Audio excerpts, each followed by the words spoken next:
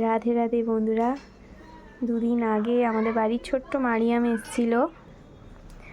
তাকে বাটিতে দুধ খাওয়াতে গিয়ে আমার মায়ের নাজেহাল অবস্থা, তাই বাবা ওর জন্য বাজার থেকে দুধের বোতল কিনে এনেছে।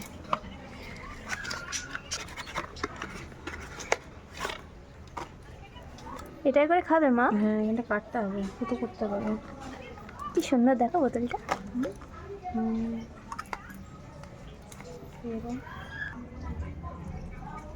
ওটাকে কাটবে?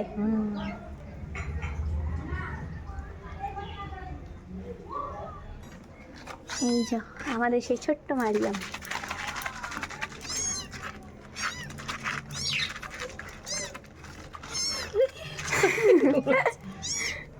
খুব জোরে খিদে পেয়েছে মনে হচ্ছে,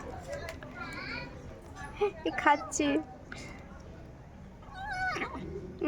মুখে কিরম আওয়াজ করছে। ছোট মুখ না,